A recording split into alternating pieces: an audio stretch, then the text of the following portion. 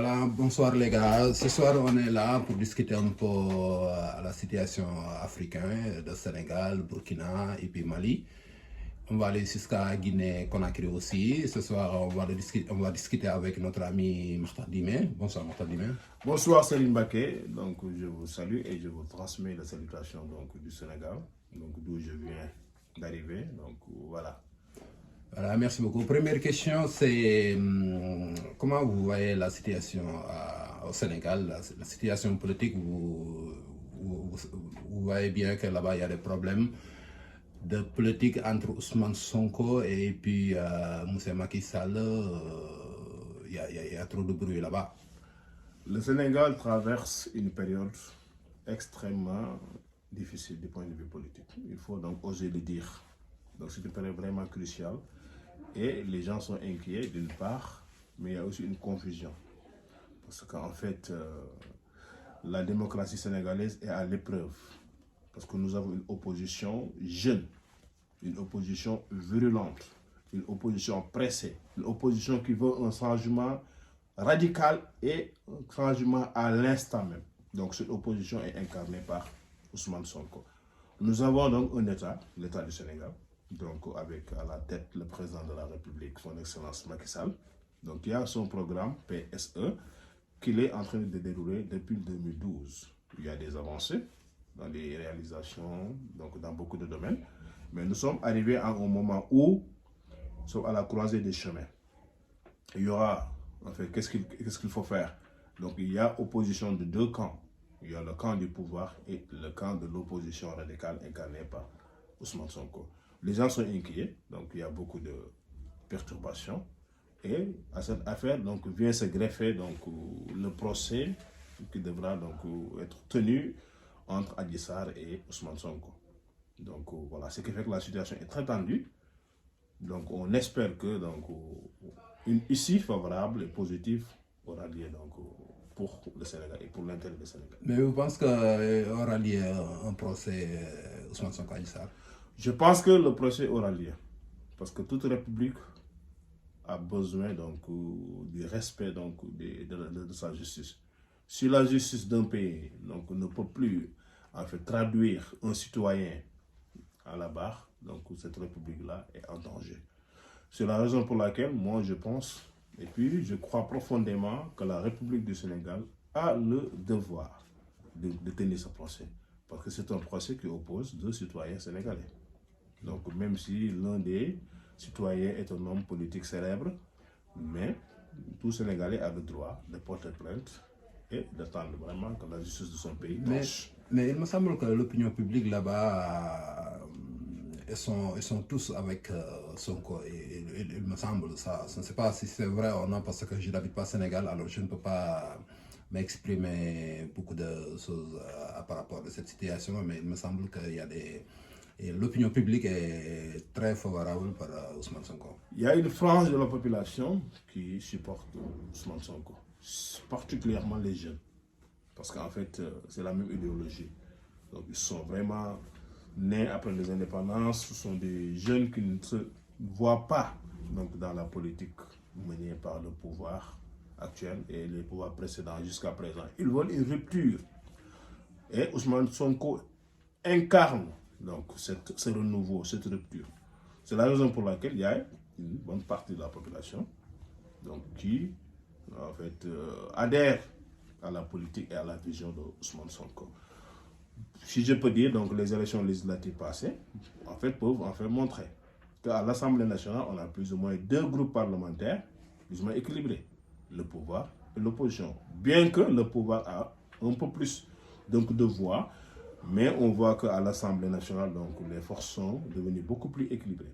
Donc ça montre la vitalité donc, de la politique, de la démocratie sénégalaise. Donc il faut saluer ce fait, mais ce qui est important aussi, c'est qu'il ne faut pas aller jusqu'à la violence. Parce qu'en fait, la paix, ça vaut mieux que tout. Sans la paix, on ne peut rien construire. Voilà, et puis, qu'est-ce que vous pensez aussi de ce qu'on appelle Covid, je ne sais pas comment elle s'appelle, la situation de Covid 2019. Coronavirus, quand il y aura coronavirus là-bas au Sénégal, on parle de détournement de je ne sais pas combien de milliards de francs CFA qui sont formés, même il y a beaucoup de sociétés civiles qui sont formées de ces groupes-là qui s'appellent Nosur Milliardaires. Ils sont en train de travailler même pour faire une plainte collective pour essayer d'amener ces personnes-là à la tribunal. Qu'est-ce que vous pensez de ça? Le Covid-19 a été une pandémie mondiale, donc a été vraiment un choc du point de vue sanitaire, social, économique, donc vraiment pour tout le monde. Et le Sénégal n'a pas été en reste. Et quand donc le Covid a frappé le Sénégal, le président de la République donc, a fait voter donc, un réajustement budgétaire donc, pour un montant de 1 milliard de francs CFA pour pouvoir vraiment contre-attaquer, pouvoir gérer donc, cette pandémie. Et à la fin donc, de tout cela, donc, un rapport est sorti, un rapport du Cour des comptes, la Cour des comptes, qui a signalé vraiment des anomalies, de la mauvaise gestion de certains ministères, de façon de certaines personnes. Et ces personnes-là, ça dépend en fait des niveaux de responsabilité et vraiment de faute. Mais je pense que donc une enquête judiciaire a été ouverte et dernièrement il semblerait qu'il y a une liste de 11 personnes donc, qui seront donc traduites en justice, c'est-à-dire qu'il y aura des poursuites judiciaires, des enquêtes pour voir effectivement si ces personnes ont détourné de l'argent ou bien s'ils ont fait des fautes de gestion. De toute façon, donc, je crois que les Sénégalais seront édifiés sous peu quand donc, le pouvoir judiciaire aura fini ses enquêtes. Mais peut-être du point de vue de quelqu'un qui habite au Sénégal, ça peut être plus précis que quelqu'un d'autre qui habite à l'extérieur du pays. J'ai vu que vous venez de Sénégal aujourd'hui même, alors je vous demande une question. Vous pensez que dans cette affaire-là, il y aura de lumière, ça va être, il y a de lumière, on va aller jusqu'à la fin. Bon, je pense que de toute façon, l'information, c'est toujours une denrée difficile à gérer. Parce qu'il y a toujours donc, des fausses informations, il y a des informations vraies. Ce qui fait que les personnes, des fois, n'arrivent pas à discerner. Pour dire que donc, cette information, elle est vraie, l'autre information, elle est fausse. C'est ça, là, en fait, le problème fondamental. Donc, parce qu'avec l'Internet, les informations fusent de partout. Donc, chacun a accès aux informations. Donc, ce qui fait que, donc, c'est pas facile. Même si, en fait, le tribunal fait son travail, toujours il y aura des gens qui sont suspicieuses, qui disent que donc, les enquêtes n'ont pas été bien faites. Cette personne-là devait être en fait emprisonnée. Et au contraire, elle n'a pas été emprisonnée. Mais ce qui est important selon moi, c'est que le tribunal fasse son travail. Et que vraiment, qu'il y ait des procès et que les gens suivent ces procès-là. Comme ça, ils pourront avoir donc, des idées beaucoup plus claires donc, et avoir donc, une idée donc, de ce qui s'est passé. Si ces personnes-là sont fautives selon elles ou pas, mais de toute façon, c'est le tribunal qui a fait le dernier mot. Dernier instant que j'ai entendu beaucoup de gens, beaucoup de Sénégalais qui disent qu'il n'y aura pas de suite et puis peut-être on va arriver un jour, on nous dit que ils ne sont pas coupables de cette affaire-là parce qu'on dit que ce n'est pas la première fois, cette façon de pratique. On va au Sénégal, il y en a plein, avant, après, il y aura encore. Alors, plein de Sénégalais disent ça, disent qu'il n'y aura pas de lumière parce que ce n'est pas la première fois. Quelque manière, on peut comprendre aussi Tout à fait, parce qu'en fait, les Sénégalais, c'est-à-dire les citoyens, donc ils ont droit, parce que ce sont leur argent en fait, qui est géré. Donc c'est la raison pour laquelle ils ont le droit d'être suspicieux. La raison pour laquelle, parce qu'on a eu donc à entendre dans le passé des scandales, donc, et à la fin, il n'y a pas eu de résultats escomptés. Ce qui fait que donc, les citoyens sont suspects. Donc c'est ça le problème fondamental. Quand il n'y a plus confiance entre donc, le pouvoir et donc, les citoyens, c'est un problème. Donc le problème de l'Afrique, c'est qu'on a un rapport avec l'argent assez compliqué. Quand on vous confie un ministère ou bien quand on vous confie donc, de l'argent, un budget, les gens ont tendance donc, à faire des détournements. On a eu ça dans le passé, depuis donc, les indépendances jusqu'à maintenant. Ce qui fait que donc, les citoyens ont toujours ça en tête.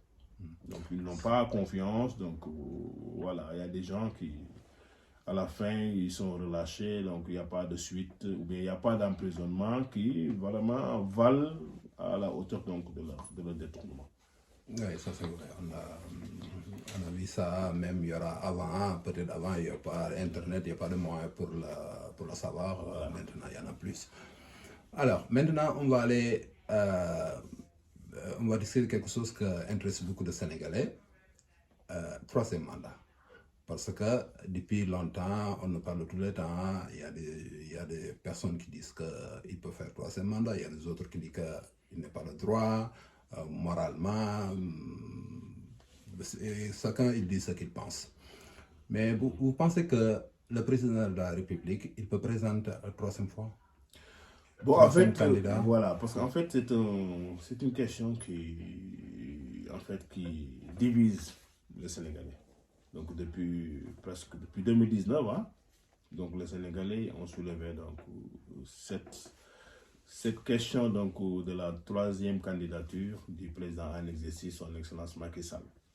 Du point de vue, en fait, juridique, les constitutionnalistes disent qu'une loi constitutionnelle n'est jamais rétroactive. C'est-à-dire, quand on vote une loi aujourd'hui, la loi ne concerne pas ce qui s'est passé. Donc, juridiquement, le président Macky Sall aurait droit à une troisième candidature. Mais, en 2019, le président Macky Sall, quand il allait en campagne à la présidentielle, il avait dit à tous les Sénégalais qu'il va faire son deuxième et son dernier mandat. Donc, voilà donc, le problème qui se pose. Donc, à chacun donc, de juger. Donc, il y a des gens qui disent que même si le président l'a dit, il a le droit de se redire. C'est-à-dire de dire que je l'avais dit, comme avait dit Maître Abdoulaye Wade, mais je vais me présenter encore. Il y a d'autres Sénégalais qui pensent que le président Macky Sall, au bout, quand il devra parler, il dira aux Sénégalais qu'il va respecter sa parole. Il y aura quelqu'un donc qui va se présenter à sa place. Mais personne ne sait pour le moment, parce que c'est lui qui doit se prononcer, qui va dire qu'il sera candidat, ou bien qu'il ne sera pas candidat. Donc on peut supputer, on peut faire donc, des analyses, chacun peut dire ce qu'il pense, mais à la fin, donc, on attend donc, qu'il se prononce. Et dans ce cas-là, chacun pourra donc, tirer la conclusion idoine. Voilà, moi j'espère bien qu'il ne va pas se présenter. Ça, je l'espère moi. Parce que je pense que s'il va présenter à la troisième candidature, troisième mandat, comme certains disent, il y aura des problèmes au Sénégal. Voilà, maintenant on va aller d'une manière un peu plus large vers l'Afrique. On va aller vers Burkina Faso et puis Mali et puis Guinée-Conakry, parce que là-bas, on a créé là-bas une fédération, parce qu'il y a des certains qui disent que peut-être c'est le début des États-Unis de l'Afrique. Même moi, je fais une vidéo avec ça, peut-être après je vais vous mettre le lien en bas. Tout le monde dit que ça peut être un commencement comme on a attendu avant de Cheikh Anta Diop, Mami Nkrumah et puis Thomas Sankara disait avant, l'Afrique il doit être un continent uni comme l'Europe, les États-Unis de l'Afrique, comme tout le monde. Alors, vous pensez que ça peut être facile pour Assimi Goïta, Ibrahima Traoré, Mamadou Doumbouya, qui sont en train de créer une petite fédération? Bon, comme tu l'as si bien résumé, donc depuis les indépendances, il y avait des gens comme Nkrumah, en passant par Thomas Sankara, qui ont toujours théorisé que l'Afrique doit se regrouper en un seul État, en une seule fédération, les États-Unis d'Afrique. Donc c'est ça qui donne de la force aux Africains.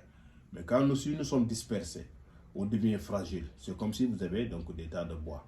Si vous mettez donc le tas ensemble, donc c'est difficile à plier. Mais si vous mettez des petits bois un par l'autre, donc c'est facile donc de briser. Donc c'est ce qui arrive à l'Afrique en ce moment, depuis les indépendances, et même avant. Donc chaque pays donc, va de son côté, ce qui fait qu'on n'arrive pas à avoir de la force. Mais ce qui est en train de se passer en Afrique dernièrement, on voit que dans certains pays, il y a des choses qui bougent. Si on parle de l'exemple du Mali, l'exemple du Burkina Faso, ce sont des pays vraiment qui veulent couper le cordon ombilical avec la France. Ils veulent plus, pour moi, je pense que c'est une très bonne chose. Voilà, ils ne veulent plus vraiment que cette coopération qui existait, bien ce lien qui existait avec donc, la métropole, c'est-à-dire la France, et ils l'ont montré et ils sont vraiment en train donc, de prendre le propre chemin. Donc on a vu dernièrement, il y a eu un coup d'État avec Traoré au Burkina Faso. Et ce Traoré-là, il tend la main aux Maliens pour lui dire que créons une confédération entre le Mali et le Burkina Faso. Parce que ce sont des deux pays où ils ont plus ou moins donc, la même situation pour le moment.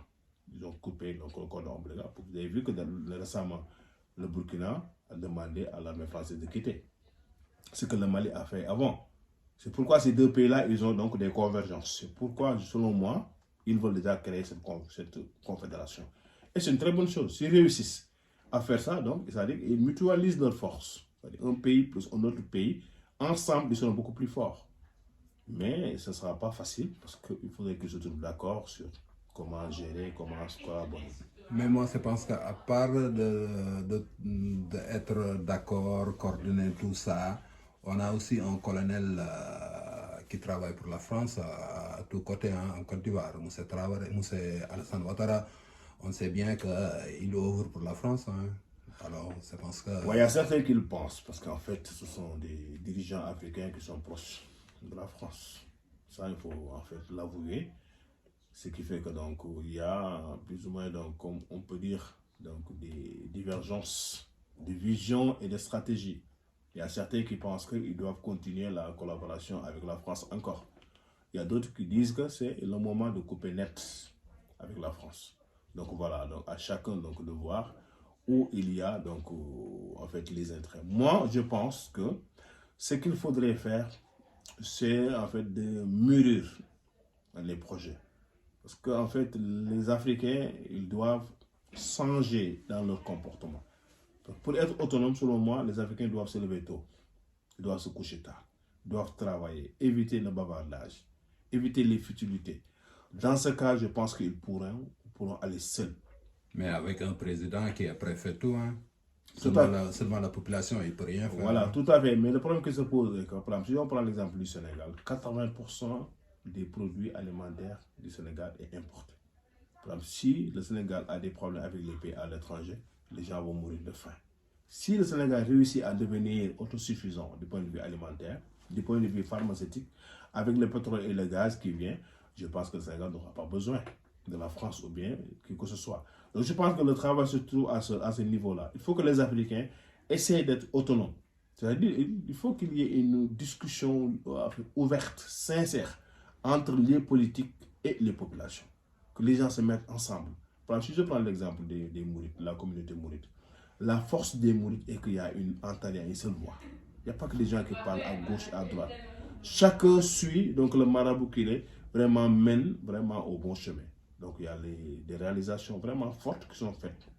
Si les pays africains vraiment suivent ce même exemple-là, je pense que l'Afrique, dans quelques années, sera autonome, n'aura pas besoin donc, de collaborer. Mais le problème qui se pose, c'est que même le temps de Covid 2019, au Sénégal, quand il y avait, comment il s'appelle, lockdown, que les conteneurs n'arrivent pas à port de Dakar, tout le monde disait que ça peut être une très bonne occasion pour travailler d'une manière d'être autonome sur l'alimentaire ou l'autre chose, essayer de faire des choses à la maison, Tout à fait. de ne pas importer toutes les choses comme tu dis avant. Mais au Sénégal, on a perdu cette location-là parce qu'ils ont continué encore d'amener tout à l'extérieur, tout. Tu as posé un problème vraiment important et fondamental. Le développement de l'Afrique passe par l'autogestion, c'est-à-dire qu'on doit nous gérer nous-mêmes. On ne doit pas en fait aller chercher. Par exemple, pour les masques, par exemple, durant le Covid, on avait commencé à produire des masques localement. Mais en fait, vous voyez que donc, ça n'a pas continué. Il y a autre chose que les Sénégalais avaient commencé à faire. Je pense que le chemin, c'est à ce niveau-là. L'agriculture, c'est le pilier du développement d'un pays. Et quand je parle d'agriculture, je parle d'agriculture et élevage. Par exemple, si les gens cultivent en fait ce dont ils ont besoin, c'est du riz, maïs, mil, et ils n'ont pas besoin donc d'acheter du riz ailleurs, je pense que là, il y a beaucoup de milliards qui restent dans ce pays. Si les gens développent l'élevage, ils n'ont pas besoin d'aller acheter du lait. Par exemple, le Sénégal dépense environ 50 milliards de francs CFA par année pour acheter du lait. Parce que si on arrive à avoir tout ça chez nous, la viande, le lait, on prépare, donc on transforme, on a du fromage, on a donc du beurre, on a du riz, on a du mil. Donc, vous voyez que donc, il y a beaucoup de milliards qui sortaient maintenant, qui restent dans ce pays. Il y a de l'emploi qui se crée. Et quand il y a de l'emploi qui se crée, donc, vous voyez que l'économie va fonctionner. Et dans quelques années, le Sénégal sera un pays. Voilà, merci beaucoup, M. Dimé. On va arrêter ici et puis on va essayer de faire les autres programmes à la prochaine fois. Merci beaucoup et je suis à votre disposition. Merci.